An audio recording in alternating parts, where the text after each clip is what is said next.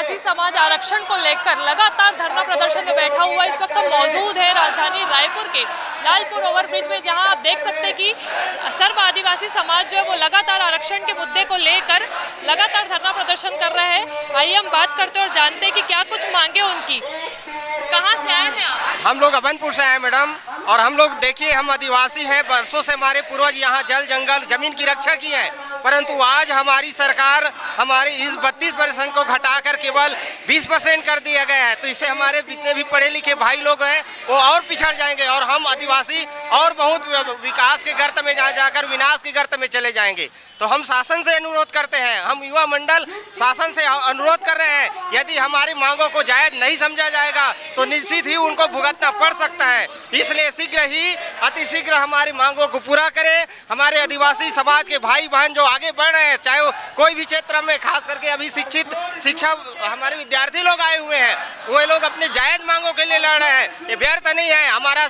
हम तो चाहते हैं कि हमारे छत्तीसगढ़ सरकार में जितने भी विधायक बैठे हुए हैं, आदिवासी विधायक बैठे हैं, वे लोग हमारी मांगों को सुने और छत्तीसगढ़ सरकार के सामने बड़े दृढ़ता के साथ, हिम्मत के साथ इस 32% आरक्षण को फिर से लागू करें। तभी हम आदिवासी एकता होकर के सरकार का समर्थन करेंगे, नहीं तो आने वाले चुनाव में इस सरकार को दिखा के रहेंगे। मैं बार बार बोलता हूँ कि आदिवासी समाज जिंदाबाद जिंदाबाद जिंदाबाद। आरक्षण 32% से 20% होने पर आपको क्या क्या नुकसान हुआ है? 12% नुकसान कर दिया गया है और 12% से हमारे युवा भाई लोग बहुत पीछे हो जाएंगे। वो शिक्षा के क्षेत्र में पिछड़ जाएंगे, उनको जो नौकरी मिलते हैं वो भी कर जाएंगे।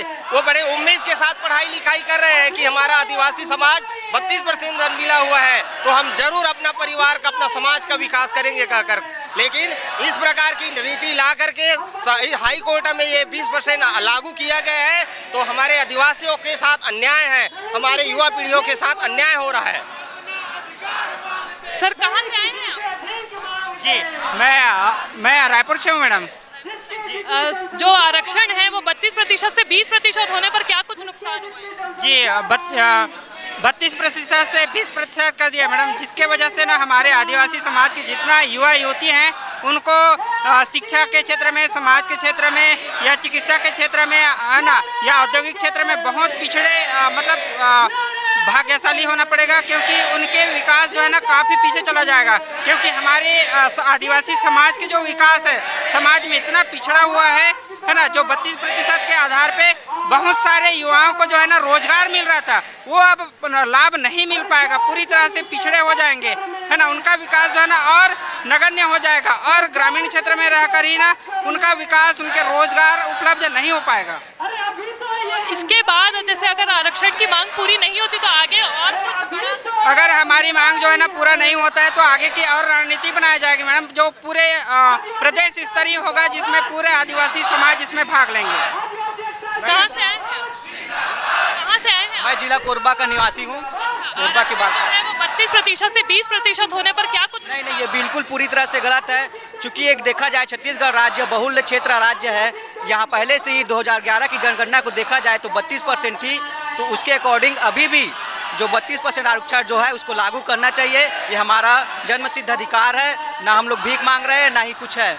जो 32 है 32 रहना चाहिए, 20 पे पूरी तरह से ये गलत है और ये पूरी तरह से नाइंसाफ़ी है। अभी भी आज कोरबा जिले जाओगे तो वहाँ के जो निवासी है, अभी भी वहाँ का जो जीवन यापन है वो लकड़ी, तेंदू और चार वगैरह बेचकर किया जाता है। यहाँ पर कुछ % ही जो ऐसे लोग हैं जो सक्षम है, जो आगे बढ़ पाए हैं। तो मेरा कहना है कि पूरी तरह से ये अधिकार है हम सभी भाइयों का, सभी आदिवासियों का, तो इसे हम किसी भी तरह से लेके ही रहेंगे और यही हमारा नारा है। जब तक हमको यहाँ पर लगेगा तब तक हम लोग यहाँ पर रहेंगे। सर कहाँ से आए हैं? मैं PMT हॉस्टल से आया हूँ। अच्छा, आरक्षण जो है वो 32% से 20% होने पर क्या कुछ नुकसान हुआ है? वो प्रधान के वो 32% ही होना चाहिए, हम लोग की मांग कर रहे हैं। जो पहले था 32% उसी को मांग कर रहे हैं। ये 20% डाल के हम लोग का भविष्य बिगाड़ रहा है और हम लोग यही चाहते हैं कि 32% ही करें। आदिवासी को जो मौका मिला था उस मौका को फ़ायदा उठाएंगे हम लोग। Thank you. सर कहाँ से आए हैं आप?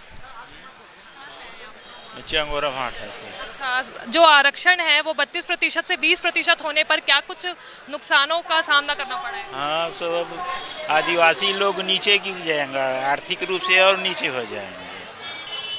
है नहीं, हाँ। उसे उसी स्थान पर बरकरार रखना चाहिए सरकार को। आप देख सकते हैं जो 32% आरक्षण है वो 20% होने पर शिक्षा के क्षेत्र में, नौकरी के क्षेत्र में काफ़ी पीछे जा रहे हैं। तो हम और लोग हैं उनसे बातचीत करते हैं। और सर जो कहाँ से हैं आप? मैं दंतेवाड़ा से। दंतेवाड़ा से। जो आरक्षण जो है वो 32% से 20% होने पर क्या कुछ नुकसान का सामना करना पड़ा है आपको? मैडम हम लोग के साथ बहुत अत्याचार होता है हम लोग के साथ, तो हम लोग को आरक्षण मिलना चाहिए, नहीं तो हमारे आदिवासी भाई लोग पिछड़ जाएंगे और पिछड़े हुए हैं तो हम लोग अगर मांगे पूरी नहीं होती तो आगे कुछ और बड़ा करने का?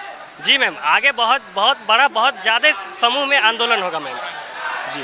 जयस्तंभ चौक पे प्रदर्शन को लेकर जो बातें कही गई है वो अभी अगर आरक्षण नहीं बढ़ा मैम तो आगे आंदोलन हमेशा जारी रहेगा मैम जी। आप देख सकते हैं ये सर्व आदिवासी समाज जो है वो लगातार आरक्षण जो है 20% को 32% करने की मांग कर रहा है। अगर मांगे पूरी नहीं होती है तो जो सर्व आदिवासी समाज है वो आगे कुछ जयस्तंभ चौक में घेराव करने की बात कह रहे हैं। तो कैमरा पर्सन अंकित के साथ मानसी सिंह, रायपुर।